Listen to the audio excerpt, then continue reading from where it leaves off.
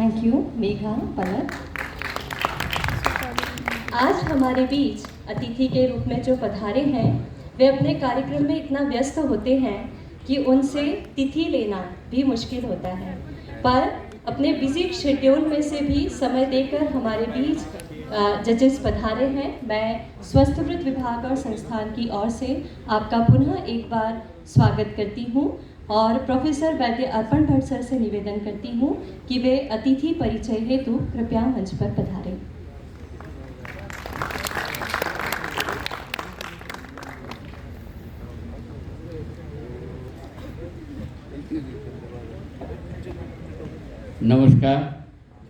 नमस्कार सर। फिर से एक बार मोदी सरकार रोज बार बार आपके बीच में आने का सौभाग्य प्राप्त हो रहा है और आज का जो मेरा दायित्व है वो एक ऐसा दायित्व है कि उसको निभाना कैसे, ये मेरे लिए एक विडंबना है।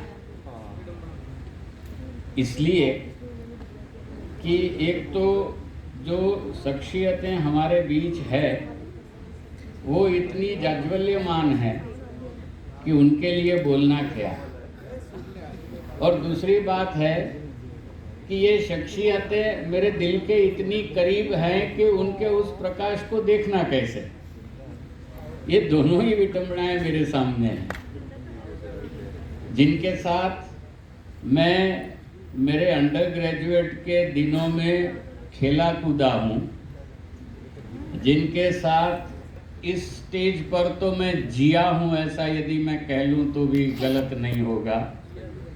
ऐसे लोग आज हमारे बीच में हैं। सबसे पहले तो मैं उन तीनों को निवेदन करता हूँ कि आप कृपया मंच पर पधारें।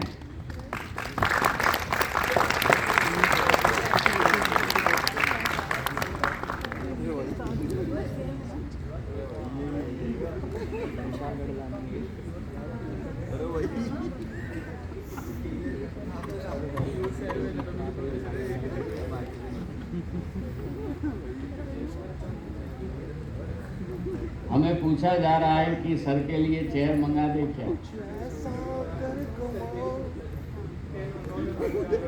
बैठिए प्लीज। अभी इनको इंस्ट्रूमेंट कोई दिया नहीं है, वरना आपसे पहले तो ये चालू हो जाते।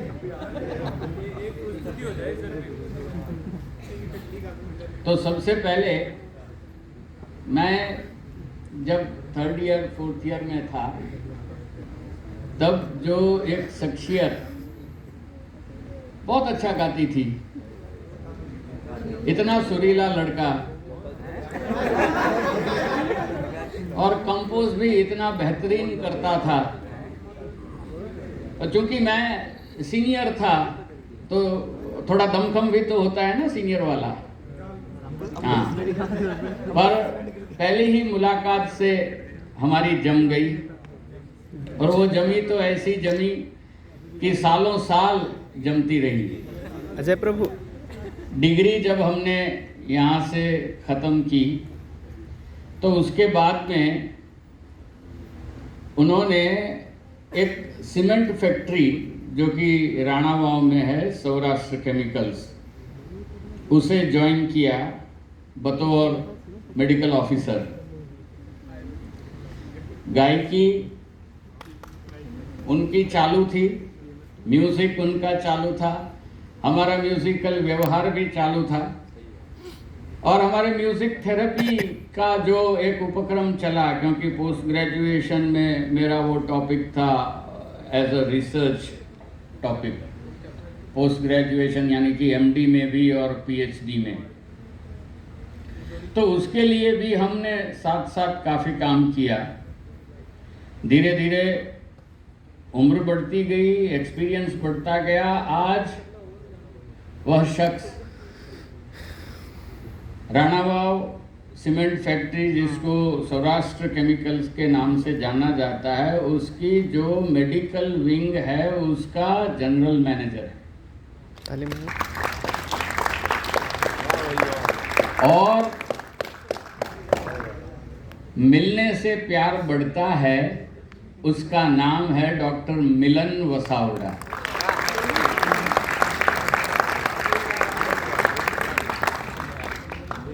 अच्छा, ये डॉक्टर मिलन वसावड़ा गाते हैं, हमारे यहाँ के ही भूतपूर्व छात्र हैं, इसी स्टेज से हमने बहुत कुछ किया। उनकी श्रीमती जी भी हमारे ग्रुप में हुआ करती थी, वो भी उतना ही अच्छा गाती थी। डॉक्टर नीता वसावड़ा आज यहाँ हमारे साथ नहीं है, उन्होंने फिर योग में भी अभ्यास किया और आजकल वहाँ पर वो बतौर वेलनेस सेंटर में बतौर योग थेरेपिस्ट हैं। ऐसा ही एक दूसरा व्यक्ति जिसने अपने आयुर्वेद के अभ्यास की कैरियर जूनागढ़ आयुर्वेद कॉलेज से चालू की और फिर पता नहीं क्यों जंगल से मंगल में आया तो उसने जामनगर ज्वाइन किया, हमारी टीम में वो आया और पहले ड्रामा में। अच्छा, मिलन जी की एक बात और भी है, वो सिर्फ गाने में है ऐसा नहीं है, वो नाट्य में भी उतना उनका अच्छा है, बहुत अच्छे किरदार निभाए हैं। वैसे ही एक दूसरी शख्सियत जिसकी मैं बात कर रहा हूँ, उसने भी स्टेज के ऊपर गाने में, बजाने में, नाट्य में काफ़ी काम किया और यहाँ से जाने के बाद उन्होंने उस विधा का साथ लेकर के और भी काम किया और इतना काम किया कि आज उनकी खुद की प्रोडक्शन कंपनी है, बहुत सारे टाइटल्स उन्होंने निकाले हैं अपनी कंपनी में, कई सारी फिल्मों में उन्होंने म्यूजिक भी दिया है। Of course I am talking about Gujarati movies, और उनका नाम भी बहुत प्रचलन में है। ऐसे मेरे एक हरदिल अजीज दोस्त भाई जो भी कह लो, डॉक्टर उत्पल जीवराजानी,